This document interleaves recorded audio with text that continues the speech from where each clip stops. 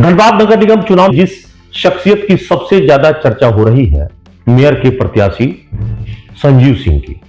संजीव सिंह एक बड़ा नाम है, जिनकी पत्नी झरिया की विधायक है रागिनी सिंह, और इस बार इनके चुनाव मैदान में आने से ये पूरा चुनाव कांटे की टक्कर बन गई है। ऐसा क्या खास बात है? युवा दीवाना है, लोग आपके बारे में चर्चा कर रहे हैं।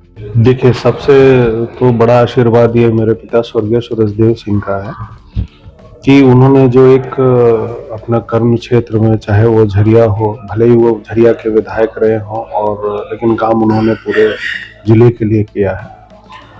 और उनसे जुड़े हुए लोग जो उनके बच्चे हैं या जो हमारे उनके साथ के जो साथी अभिभावक हैं, उन लोगों से एक जुड़ाव लगातार रहा है। बीच में 8.5 साल की दूरी 9 साल की बनी थी, और उस दूरी के बाद जब धनबाद में आए तो लोगों से एक अपनापन था। क्योंकि पहले भी जब राजनीति के क्षेत्र में जब हम 2014 में झरिया विधानसभा का चुनाव लड़े थे, तो ये आपको अच्छी तरह से याद होगा कि 34,000 मतों से मेरी विजय हुई थी। और उस लड़ाई के बाद, उस जीत के बाद जो है धनबाद के सभी लोगों से ये बातचीत होती थी, और कोई भी प्रकार की कोई समस्या होती थी तो हम लोग उनके साथ खड़े रहते थे। जरूरी नहीं था ये कि किसी को सड़क ही और बिजली पानी की व्यवस्था करनी थी, कुछ लोगों के लिए व्यक्तिगत भी बातें होती थी जो उनके पास एक जोड़ने का काम करता था। अपनी बातें रखते थे, बताते थे, उसको हम लोग पूरा करते थे। इस 8.5 साल की दूरी में मुझे ये लगता है कि मेरी धर्मपत्नी रागिनी सिंह भी जो है विधायक ना रहते हुए भी धनबाद के उन लोगों के लिए भी काम किया जो झरिया विधानसभा से दूर से हैं, जो झरिया से मतलब भी नहीं रखते हैं। और मेरे आने के बाद लगातार जब 2025 में 12 अक्टूबर को जब धनबाद में स्वस्थ होकर लौटा, उसके बाद भी लगातार लोगों से संपर्क में रहा, और प्रत्येक दिन हमको लगता है कि 200-250 लोग जो है लगातार मैन टू मैन मुलाकात होता था। और वो जो लोगों से मुलाकात था, उनका जो इधर 2-3 महीनों के अंदर में जो उनके लिए हमने काम किया है, उन लोगों को ये लगता था कि जब ये आदमी इस परिस्थिति में भी जब ये काम कर रहे हैं, जब भी इनका ना चुनाव लड़ना है, ना किसी प्रकार का कोई ये इनको लालसा है, तो ये परिस्थिति में जब काम कर रहे हैं, तो जैसे ही हमने ये घोषणा की कि मेयर का चुनाव लड़ना है, और आपको ये पता है कि सबसे अंतिम समय में एक हम ऐसे कैंडिडेट हैं जो घोषणा किए कि हम चुनाव लड़ रहे हैं, तो लोगों को ये मन में विश्वास था कि ये व्यक्ति जो है काम करेगा और एकदम मैन टू मैन लोगों तक पहुंचेगा। और चाहे किसी प्रकार की कोई परेशानी है, सबसे पहले अगर रोड, नाली और सड़क की अगर बात को अलग रख दें, अगर विकास को अलग हटा देते हैं, तो सबसे पहले अगर लोगों का व्यक्तिगत अगर कोई समस्या होता है तो उसमें लोगों को यह विश्वास है कि हम सबसे पहले उनके पास पहुंचेंगे। यही कारण है कि जो हमारे युवा साथी हैं, जो हमारे अभिभावक हैं, उनको एक उम्मीद है कि जो काम आप करा सकते हैं वो किसी और में क्षमता नहीं। तो नगर की सरकार से लोगों को बहुत ज्यादा नहीं चाहिए, नगर की सरकार से लोगों को पानी चाहिए, नगर की सरकार से लोगों को सड़क चाहिए, नगर की सरकार से पोल्यूशन मुक्त वातावरण चाहिए, नगर की सरकार से लोगों को वृक्षारोपण चाहिए। यही सब तो छोटा छोटा काम है जो लोगों को चाहिए। देखिए, जब हमसे कुछ प्रेस के बंधु हमको इस बात के बारे में चर्चा कर रहे थे कि आपके पास विजन क्या है काम करने के लिए, हम बोले हम विजन तो स्पष्ट है कि एक आपके निगम में कोई गवर्नेंस नाम का चीज नहीं है, कोई डिसिप्लिन नहीं है। आपके पास सारा, आप हर जगह पर दो भाव करते हैं। शहर के अंदर मेन रोड पे स्वेपिंग मशीन काम करता है, वो दिखाने के लिए, मीडिया को बताने के लिए कि हम स्वेपिंग मशीन काम कर रहे हैं। लेकिन जब वही स्वेपिंग मशीन जब सड़क गली के अंदर में जाएगा, तो आप हमको बता दीजिए कि उस गली के अंदर में स्वेपिंग मशीन का इस्तेमाल होता है क्या? एक लिंक रोड है, कोलियरी में सबसे ज्यादा जरूरी है। और दूसरी बात, सबसे बड़ी बात, कि आप धनबाद का दो चेहरा देख लीजिए। एक जो ये शहर जहां हम लोग बैठे हुए हैं, जहां पुराना उपायुक्त का ऑफिस था, एसएसपी कार्यालय था, या कोर्ट कचहरी का इलाका कह दीजिए, या रूबी सर्कुलर रोड हो गया, बेकार बांधैया स्टेशन, ये सब हम इस पार में कुछ उम्मीद करके रखते हैं कि नगर निगम काम कर रहा है। जरा उस पार चले जाइए आप, रेलवे लाइन के उस पार, वहां जैसे आप कुलरी के नजदीक में चल जाइएगा। कल भी हम गए, कल भी और क्षेत्रों में हम घूमे, देख रहे तो वही स्थिति है। हम गाड़ी में बैठ के चल रहे हैं, गाड़ी के अंदर में इतना डस्ट आ रहा है, कपड़ा जो सफेद शर्ट पहन के निकल के चला, हम सफेद शर्ट लोगों को दिखा रहे कि देखिए ये जब घूम रहे तो ये डस्ट की स्थिति है, जबकि हम गाड़ी में बैठ रहे हैं। और गाड़ी भी ऐसा नहीं कि बस कोई ऐसी गाड़ी में बैठ गए, गाड़ी भी इतना जो है वो प्रदूषण मुक्त गाड़ी होता है, अंदर में हवा नहीं आता है बाहर से, उस गाड़ी में बैठते, तब उसके बाद डस्ट उसमें जो है चला जाता है। तो जिनको जिम्मेवारी है कि भाई उस क्षेत्र में अगर डस्ट फैलने का बड़ा जिम्मेवारी, बड़ा कारण बीसीसीएल है, तो टैक्स तो बीसीसीएल से वसूला जाना चाहिए था। तो ये तो आपको चिंता का विषय है कि आप इतने दिन काम कर लिए, आप सरकार में सरकार के जो है नगर आयुक्त भी 5 साल 6 साल उसको चला लिए, तो ये तो सोचना उनको चाहिए था ना। और एक चीज तो हम स्पष्ट बता देते हैं कि बीसीसीएल से लड़ना मेरा काम है, बीसीसीएल से लड़के काम करवाना मेरा काम है। अभी आपको बताते हैं, झरिया की छोटी सी बात है, 4-5 महीना पहले हमने वहां के जीएम को, बस्ता कोला के जीएम को हमने स्पष्ट रूप से कह दिया कि आपकी गाड़ियां जो है रोड के ऊपर से नहीं जाएंगी, आप अंडरपास को चालू कीजिए, उसमें काम करिए। तो लोगों ने कहा कि वहां माडा का बहुत बड़ा पाइपलाइन है, उसको उसके ऊपर से गाड़ी नहीं चल सकती है। तो हमने कहा कि ठीक है, बीसीसीएल पैसा देगा।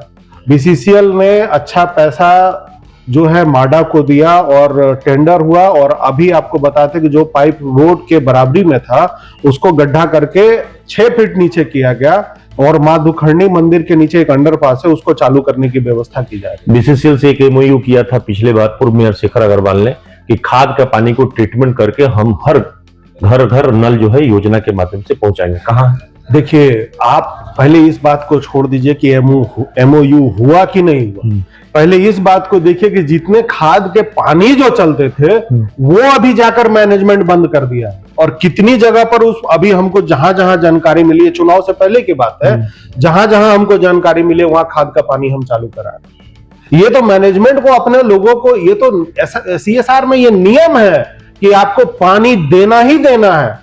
आसपास के बस्तियों में बच्चों के लिए विद्यालय और खेल कूद का मैदान और उनको आने जाने के लिए व्यवस्था, लाइटें वाइटें, सब कुछ तो मतलब केवल होल्डिंग टैक्स देने के लिए झरिया कतरास के लोग हैं, उनको सुविधाएं नहीं मिलनी चाहिए? ये तो यही तो दुर्भाग्य है। सबसे बड़ा बात अभी आपको बता देते हैं, आपने एक मामला देखा होगा कि नगर निगम के 550-600 कर्मचारी जो है, जो झाड़ू लगाते, रोड पे कचरा उठाते हैं, गंदगी उठाते हैं, उन लोगों के साथ जब बदतमीजी हुआ था, उन लोगों के लिए जब था, तो कोई भी एक नेता, सिंगल कोई भी एक नेता जो अपने आप को बोलता है कि हम मजदूर का बेटा है, गरीब का बेटा है, कोई बोलता है कि हम जनता के लिए जीते हैं, कोई बोलता है कि हम समाज से, हम लोग के लिए मरते हैं, कोई था? 550 कर्मचारियों के लिए कोई था? 7 दिन ठंडा के समय में रात दिन ठिठुरते रह गए, बैठते रह गए। एक बार रागिनी जी ने और हमने स्पष्ट कर दिया कि चाहे कोई भी स्थिति में हो, कचरा तभी उठेगा जब इन लोगों का मान सम्मान बचेगा। एक सवाल लोग जानना चाहता है कि जो आदमी पिछली दफा शेखर अग्रवाल के पीछे चट्टान की तरह खड़ा हुआ, चुनाव जितवाया, ऐसा क्या हो गया कि वो आदमी अब आपसे अलग हो गया, जुदा हो गया, और आज चुनाव में भी आमने सामने आप लोग की टकराव हो रही है? देखिए, आपको ये पता है कि झरिया विधानसभा हमारा परिवार है। आज भी हम झरिया विधानसभा के वोटर हैं, आज भी। मेरी पत्नी है, मेरी माँ है, मेरे परिवार के लोग हैं। आज भी हम जिस बूथ पर वोट देते हैं वो झरिया है, और वो आज से नहीं आ रहा है। जब से अगर अधिकार मिला है मतदान का, हम वही मतदान करते हैं जी। 2019 में मुझे ये जानकारी मिली थी उस टाइम में कि झरिया राजा तालाब के सौंदर्यकरण के लिए जब नगर निगम कार्यालय में इस बात को रखा गया था, तो स्पष्ट रूप से कह दिया था कि झरिया उजड़ता हुआ जगह है, वहां पे किसी प्रकार का कोई सौंदर्यकरण का काम नहीं होगा, और उस काम को बंद कर दिया गया था। और जब रागिनी जी इस बात को व्यक्तिगत रूप से कहा था, तो उस चिट्ठी को हमको लगता है कि उसको साइड कर दिया गया था, मतलब धोखा हुआ था। और दूसरी सबसे बड़ी बात थी कि एक स्पष्ट बात है कि आप वही राजा तालाब, जैसे ही नगर निगम का कार्यकाल खत्म होता है, देखिए उस तालाब में काम चालू हो गया, आज भी फिर सौंदर्यकरण का काम अभी आज के डेट में चल रहा है। तो एक तरफ आप कह रहे हैं कि भाई हम वो खराब जगह है, भसने वाला है, वहां पर पैसा वेस्ट नहीं करना है। मतलब आप सीधे कहिए कि चुनाव जीतने के बाद पाला बदलिए, किसी और के लिए काम करने लगे। हम चुनाव भी जाता हूं तो लोगों ने एक सबसे बड़ी बात कही थी कि रागिनी जी पहली ऐसी नेता उनको हमने देखा कि चुनाव हारने के बाद पूरे 5 साल लगातार जनता के बीच में रही। और मैं धनबाद में भी घूम रहा हूं तो बोलते कि आप यहाँ आ रहे हैं, आप तो रागिनी जी तो हम लोगों को बहुत पहले, कल मैं भूली गया था, भूली में शक्ति मार्केट, वहां के लोगों ने कहा था कि जिस समय रागिनी जी सत्ता में नहीं थे, हमारे बच्चों का एडमिशन कराना था, लड़ना था, तो हमारे लिए वो की। लेकिन आपके चुनाव में खड़ा होने से सबसे ज्यादा टेंशन में भाजपा है। भाजपा में सांसद धुल्लू महतो ज्यादा टेंशन में है। उनका बयान शेखर अग्रवाल पे कम आपके खिलाफ ज्यादा चल रहा है। कल भी वो जो बयान दे रहे थे उसमें साफ तौर पर दर्द दिख रहा है कि आपके आने से भाजपा लोग ज्यादा मुसीबत में। देखिए, धनबाद में जिस दिन से भगवान भोलेनाथ और माँ दुर्गा आदि शक्ति के कृपा से जब हम लौट कर आए हैं ना, तो एक बात को समझिए, धनबाद के में कुछ ऐसे लोग हैं जिनका ब्लड प्रेशर बढ़ा हुआ है। पता नहीं, हम तो सलाह देंगे कि डॉक्टर से आप एडवाइस लीजिए, दवा हुआ लीजिए, कहीं कोई परेशानी ना हो जाए। तो ये उनका जो परिस्थिति है ये बढ़ा हुआ है, और झूठ मूठ का मतलब ये हाइप करने से कोई फायदा नहीं है। उनको डॉक्टर से सलाह लेके इलाज कराना चाहिए, क्योंकि लोग जो ऐसे नेता हैं वो, उनको लगता है कि संजीव सिंह के आने से लोगों की आवाज उठ रही है और कहीं हम लोगों का पूछ कम हो रहा है। तो मैं तो ये कहता हूं कि आप जनता के लिए मरिए, लड़िए, तब आपको पता चलेगा। हम तो जनता के लिए मरते हैं, लड़ते हैं, लाठी खाए। हम तो बीमारी हालत में भी लोगों से बराबर, जब डॉक्टर ने हमको स्पष्ट कह दिया था कि अभी आपको रेस्ट करना है, फिर भी हम लोगों से मिलते थे। और ये तो लड़ाई जो लड़ रहे हैं, हम तो पब्लिक के लिए लड़ाई लड़ रहे हैं। आज तक लोगों को समझ में आया कि ढुल्लू महतो लगातार वो माफिया माफिया चिल्लाते हैं, तो उनके शब्दकोश में ये माफिया किसके लिए है? देखिए, हम नहीं जानते हैं कौन क्या कहता है। मेरा स्पष्ट बात है कि हमने देखा है कि प्रत्यक्ष रूप से और अप्रत्यक्ष रूप से लोगों का ब्लड प्रेशर बढ़ा हुआ है, और डॉक्टर, हम तो स्पष्ट कहते हैं कि जो ऐसे लोग हैं, जो नेता हैं, कम से कम डॉक्टर से सलाह लीजिए और दवा खाइए।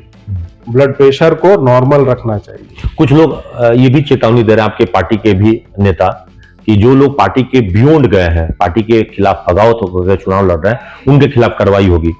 देखिए, एक सबसे बड़ी बात है कि ये जो चुनाव है वो दलीय आधार पे चुनाव नहीं हो रहा है, और ये स्पष्ट रूप से है कि एक चुनाव आयोग का इसमें संदेश है कि कोई भी सांसद, विधायक या कोई भी प्रतिनिधि, आप देखते होंगे हमारे साथ कोई वैसा व्यक्ति नहीं तो मजबूरी तो यह है कि आपकी पत्नी भी जो है इस वक्त में संजीव कुमार के कार्यक्रम में शामिल तो हो पा रही है, लेकिन आपके साथ वो नहीं जा पा रही है। देखो, आप चुनाव व्यक्तिगत, जो आप चुनाव संजीव सिंह लड़ रहे हैं, चुनाव सांसद लड़ता है, विधायक लड़ता है, अब उसमें उनकी पत्नी और दूसरे का चेहरा तो नहीं देखा जाएगा। आप जो कार्य करते हैं उस कार्य पर आपको चुना जाता है। अगर दूसरे के कार्य पर हमको चुना जाएगा तो इसे मतदान का क्या फायदा? आपका उम्मीदवार है, जो आपका प्रत्याशी है, व्यक्तिगत उसकी छवि क्या है, जनता के बीच में उसकी क्या राय है, इस पर ना चुनाव हो रहा है। मैं कल देख रहा था कि आप कतरास गए, वहां भी लोगों ने आपको बड़ा प्यार स्नेह दिया। वासेपुर में गए मुस्लिम समाज में, वहां भी बहुत सारा लोगों ने हाथों हाथ लिया।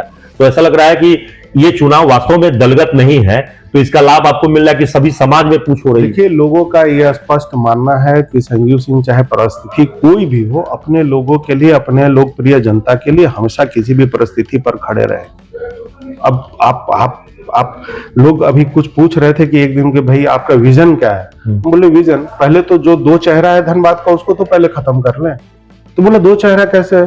हम बोले चलिए हमारे साथ। और हम आज भी आपके चैनल से हम इस बात को बोलते हैं कि चाहे हमारे नगर आयुक्त साहब जो पिछले 5 साल में जो लोग भी यहाँ रहे हैं, या जो पूर्व के प्रतिनिधि हैं, भाई आप मोटरसाइकिल पर आप बैठो या रिक्शा ऑटो पर बैठो और चलिए हमारे साथ, चासनाला से लेके केंदुआडी होते हुए कतरास होके चलिए। अगर शर्ट पे अगर आपका पहचान में आ जाए कि वो व्हाइट कलर का शर्ट है, तो जो बता दीजिए, हम समझ लेंगे आपको। कुछ लोग इस चुनाव में एक नया तरीके से कह रहे हैं कि जब चुनाव की बात आ रही थी, जब चर्चा जोरों पर था, तो सांसद ढुल्लू महतो अपनी पत्नी सावित्री को चुनाव लड़ाना चाहते थे, मतपत्र भी खरीद लिया, लेकिन ऐन मौके पर उनको लगा कि पार्टी के डर की बात आई तो वो वापस हो गए। लेकिन आप जब चुनाव में कदम बढ़ा दिए तो निकल गए। तो ऐसा लग रहा है कि शेर ने 2 कदम आगे बढ़ दिया तो वो पीछे नहीं होता, मतलब वो नकली टाइगर नहीं है। अगर आ गया मैदान में तो वो अब जनता के लिए खड़ा हो, चाहे जो हो। देखिए, ये एक तो इंडिपेंडेंट चुनाव है और इसमें व्यक्तिगत मत की जरूरत होती है कि आप चुनाव लड़ना चाहते हैं कि नहीं लड़ना चाहते। तो इस पे अब जिनको लड़ना था वो क्यों नहीं लड़े, क्या कारण था, इस पर तो हम नहीं जान सकते हैं। लेकिन अभी तो जो प्रत्याशी हैं हम उनको देख रहे हैं सामने। जब आप चुनाव जीत के आएंगे तो कम से कम धनबाद के लोगों को ऐसा वो कौन सा काम है, जैसे खास करके लोगों पानी में, मतलब कनेक्शन में ही लोगों को परेशानी होती है, पानी का कनेक्शन नहीं मिल पाता है, टैक्सेशन को लेकर लोगों का समस्या है, होल्डिंग टैक्स लेना, खास करके झरिया कतरास जैसे लोग जहां पे दूर धूल फाक रहे हैं, तो उनके लिए क्या करें? देखिए, पहला एक चीज हम बता देते हैं, जो धनबाद में जो शहर है नगर निगम क्षेत्र का, जहां से नक्शा पास होता है, कितने ऐसे घर हैं जिनका अभी तक नक्शा पास नहीं है। तो मैं स्पष्ट रूप से आज आपके चैनल से प्रथम बार ये घोषणा करता हूं कि जैसे ही धनबाद की जनता हमको जब नगर निगम के पद पर बैठाएगी, वैसे घर जिनका नक्शा पास नहीं है, मैं आज आपको ये घोषणा करता हूं आपके माध्यम से कि हम उन घरों का नक्शा पुनः जो है बिना कोई रोक रुकावट के उस नक्शा को पास करेंगे, जो बिना ऑफिशियल दस्तावेज मैंने पेज का, बिना पेज का। हाँ, तो उनको हम पास कर देंगे, उसको नियमित कर देंगे। और पानी कनेक्शन में भी कोई नजराना नहीं लगेगा। और ये हमने कल भूली में कह दिया कि जो भी पहला बार पानी का कनेक्शन लेगा, जो उसमें शुल्क लगता है उस शुल्क को माफ कर दिया जाएगा। और जो लोग अभी तक सड़क बनवाने में, डीपीआर बनाने में करोड़ों रुपए खर्चा कर रहे थे, वो जो एस्टीमेट घोटाला हो रहा था, आप सड़क घोटाले का बात करिए ना। चलिए हम आपको धनबाद टाउन के अंदर में और क्षेत्रों में जब हम घूम रहे हैं ना, तो रोड खराब मिल रहा है, तो बोले पूरे रोड का काम क्यों नहीं? बोला आया था, पब्लिक यहां से भगा दिया। बोला क्यों? तो वो ये बता रहे हैं कि रोड के ऊपर रोड ढाल रहे हैं और रोड जो है ऊपर चला जा रहा है और घर नीचे चल जा रहा है, जिसके कारण घर के अंदर में सारा जल जमाव, बारिश के समय में नाली का पानी और ये सब घर के अंदर घुस जा रहा है। तो मेरा ये प्राथमिकता उन मोहल्लों के लिए, उन घरों के लिए भी होगा कि जो सड़कें खराब हो गई हैं उसको पूरा तोड़ के एकदम नीचे उसको डीप करके और तब से सड़क ढालने का काम किया जाएगा। ये नहीं कि सड़क के ऊपर सड़क बनेगा। तो ये हमारी सोच है, ये मूलभूत सुविधा, इसके बारे में। और दूसरी सबसे बड़ी बात कि धनबाद में जो जाम का समस्या है ना, पटना आप चले जाइए, पटना में जो व्यवस्था है शहर के अंदर में, जो अंडरपास और फ्लाईओवर बन के जो है उस कॉन्सेप्ट को धनबाद में लाएंगे। ठेका भी सिस्टम आम लोगों को, आम युवाओं को मिल पाएगा, कम से कम ग्लोबल टेंडर टाइप का तो नहीं होगा ना कि रांची में बैठे बैठे। आप इतना सोच रहे हैं, ये तो नगर निगम का बात है ना। बीसीसीएल में हम लोगों ने सीएमडी को इस बात की जानकारी दे दी है कि जो सीएमडी पहले बीसीसीएल में 2.5-3 लाख का मैनुअल टेंडर होता था, उसको भी चालू कराने के लिए हमने बात किया है। और नगर निगम में जब धनबाद की जनता का आशीर्वाद होगा, तो ऐसे हजारों जो कॉन्ट्रैक्टर हैं जो क्षेत्र में 55 वार्ड में काम करते हैं, उन लोगों के लिए ग्लोबल टेंडर का सिस्टम ही खत्म कर दिया जाएगा। बड़ा प्रोजेक्ट है वो अलग विषय होगा, लेकिन गली मोहल्लों का जो छोटा छोटा प्रोजेक्ट होगा ना, वो सबको रोजगार देने का काम करेगा।